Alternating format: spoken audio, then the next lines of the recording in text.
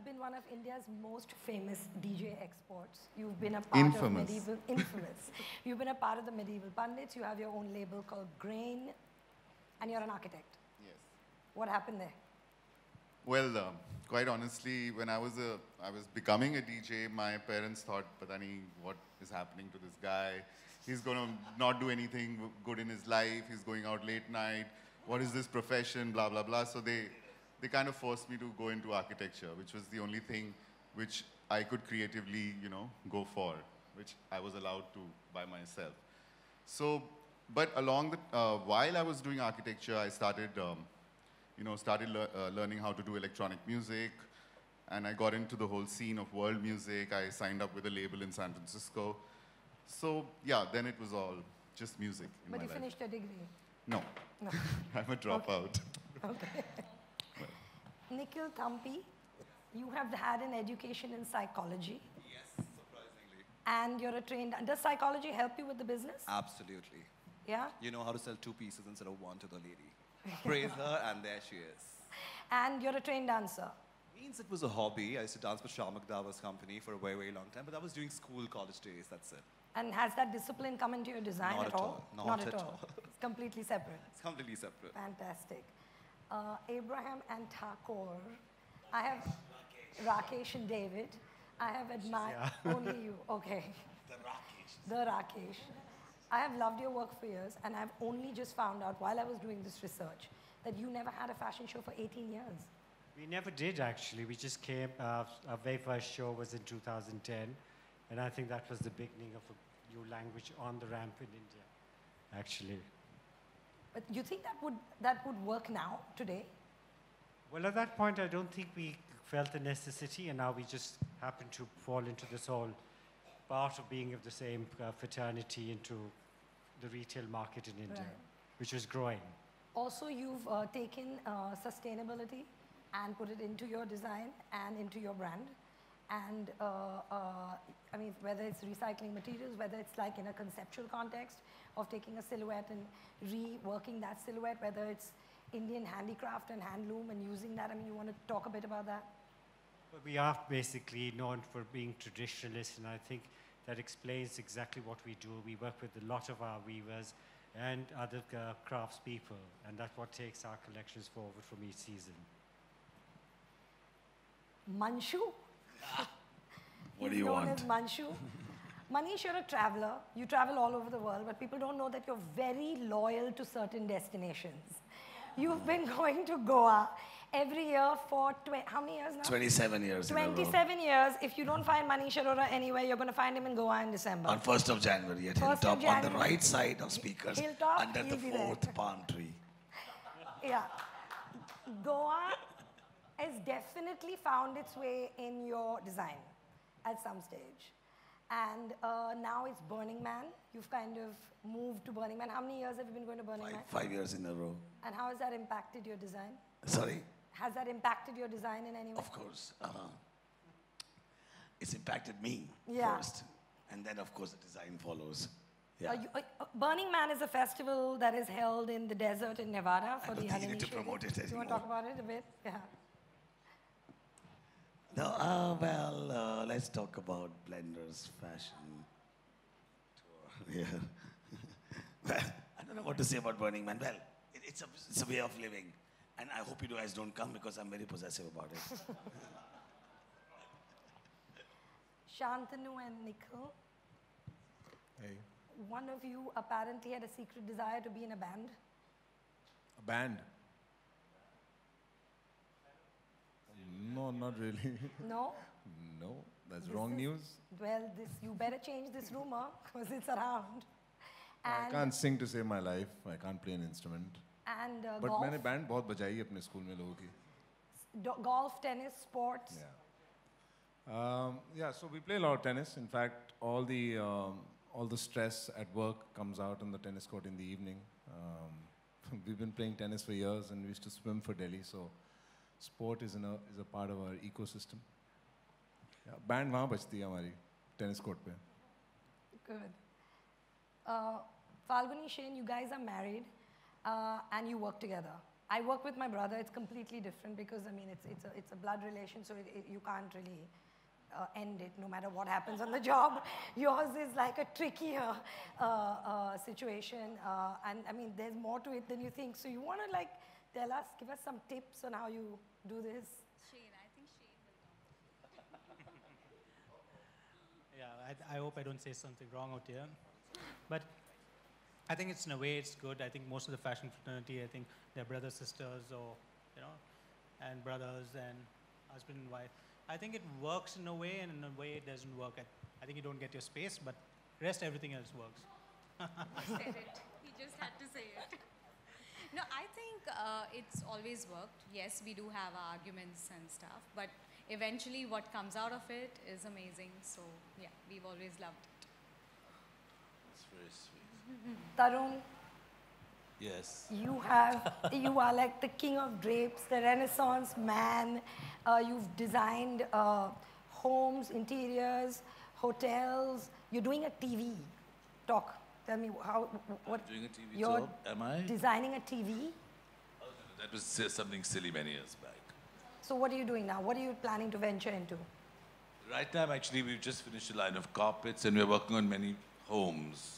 And I'm actually trying to bring everything into a single lens, so that it's kind of one point of view from the fashion to the home, which means the bridal will become much simpler, because I think that I've been around enough now to now go to the next level where it all has to be one vocabulary, whether it's evening or day. You know, the structured draping, the things that I like from the Kumbh Mela and watching people in Kutch into structured clothing, as opposed to, I think that now in India we've got to sort of leave the costumes of Royal India behind a bit, because it's a bit now, it's the same portraits and it's kind of all stuck in time. So that's what I'm working on at the moment. I mean, in like if Heading to Dunkirk. you reference like Japan, their traditional wear is now more or less pushed to like customs and certain occasions and rituals, and whereas we still wear the sari, we still wear the dhoti, we still wear our bangalas. And do you think that like the globalization is going to change that? I think Or it's just gonna fantastic, but it evolve? has changed that. When I sit at an airport today, I think, my God, in some way we designers have failed, because the people who I think look the nicest are the oldest people who are still wearing slightly traditional things, Yeah. where everyone else is in jeggings and slits up to here and their suits and all. I mean, I'm not a big fan of it. But look, it's a process. I think that, unfortunately, all the dhotis and all these things we kind of glamorize are now worn mostly by more rural or poorer people. And the moment people get a chance, and as it's promoted by our magazines and Hollywood, they want to switch to Western fast fashion. I mean, that's what we all counter on a day-to-day basis. You might have a very original point of view like Manish, or you might just, and there's nothing wrong, but we have to find a via media and not exist being very Western one day and being highly Indian one day. I think what you've got in that shalwari, drapey thing Yeah. with a jacket and a shirt is cool, and it incorporates both worlds. It embodies something. It's modern, and it takes from our past and is contemporary. I wish we'd see more of that in India. This is a question for everyone. The bridal wear, the wedding season, which is so akin to India, like this, we have a season where people get married. You know, in the sense, like, do you all is doing bridal wear an economic choice most of the time, or do you actually want to make clothes for brides? I mean, I think everyone has to speak for themselves. So Yeah. I've always liked, we've done bridal wear from the beginning, but now it's become what we design for brides, the grandmothers are wearing, so we don't make sense of it anymore. Because everything's become so over the top. And very often you'll see a bride, she's dying to change into rubber chappals and a little black dress in 2 hours. So I think people have got a bit carried away with, you know, we are a nouveau society today. Yeah. And I think that if people went back, if you look at the old Rajwadas and all, I mean, you know more. I don't think people dressed like this unless they were purely sitting there ceremonially for show.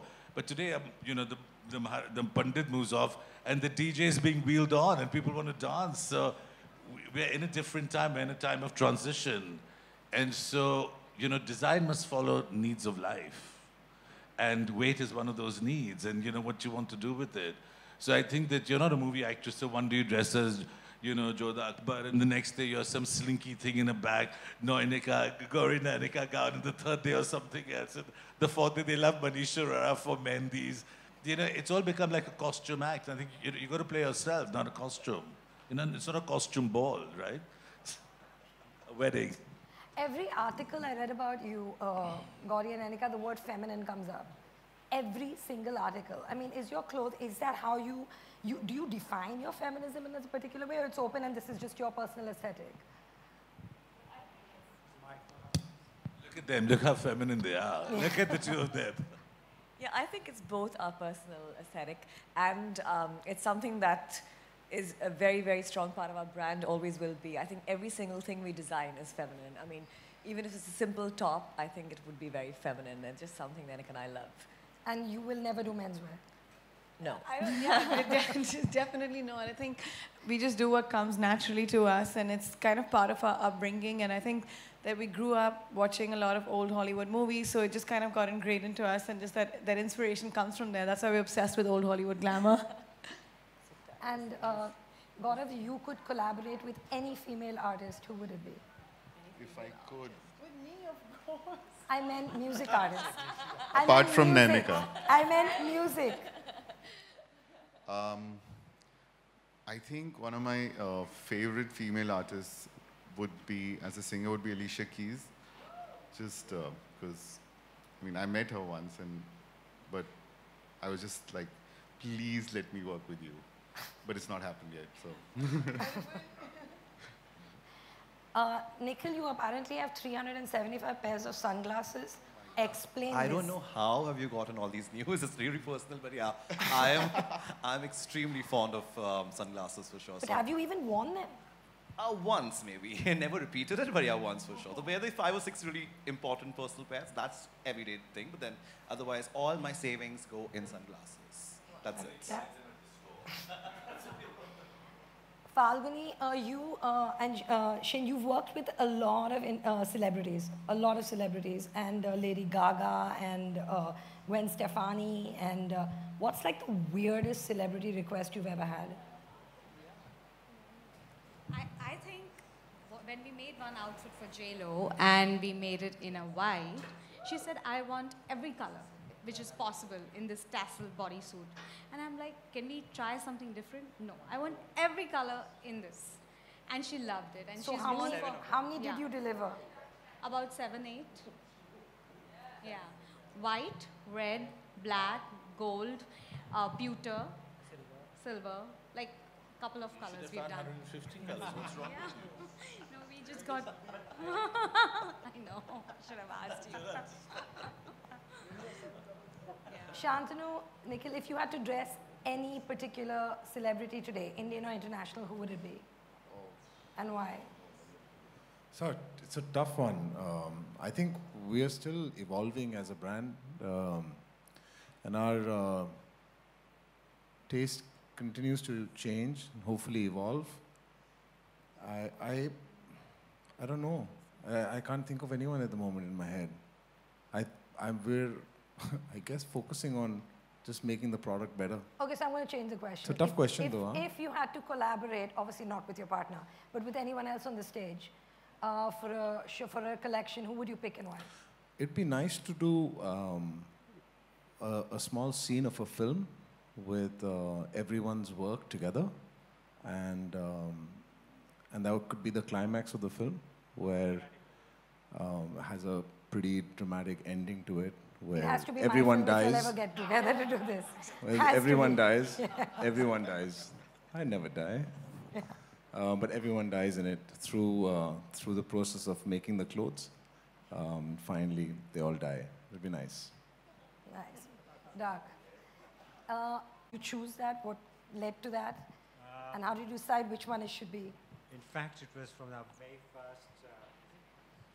In fact, it was from our very first collection on the ramp, and we had done the collection based on the handloom tradition, and that was part of the E-cut collection.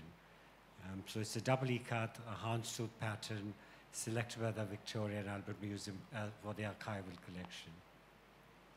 Excellent. Yeah. Anyone else?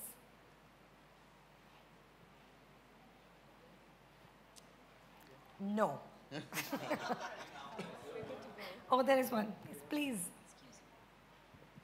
Hi, my name is Jigar. I'm from Mumbai Live. like the questions to anyone, the first question practically, how would you probably want to take each other's inspiration, and how do you even inspire each other in your collections and grow further? Is there an answer to that, maybe? Tarun?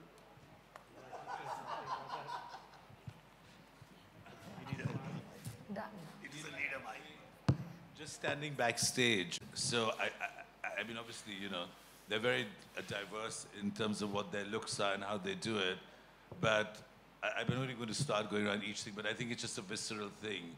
So I loved his white shirt with the black thing. I was standing with Rakesh and we liked it. These beautiful girls, you know, the femininity that's draping, there's always something, but it's always nice. You see it, and yet it carries their individuality. And somewhere little seeds get planted that might germinate. I don't know what else to say. And you'll continue to do so. Why is it different? Why is this event different from the others? Not this one, but the... Good reason. Because you're not showing in a fashion week where at least you're conditioned to thinking it's for the press, it's for buyers. Blenders is encouraging people to be a little experimental and youthful, and I think it frees people to make it, I wouldn't say edgy for the sake of doing it, but to push a boundary, you know. And I think that's very important, and that's what makes it fun. There's no pressure. The pressure is really on yourself to push it. I mean, I don't know if anyone... It gives you an opportunity to do what you want. You know, just express yourself. You know, I have always. I was talking for all of you. I was talking for all of you guys.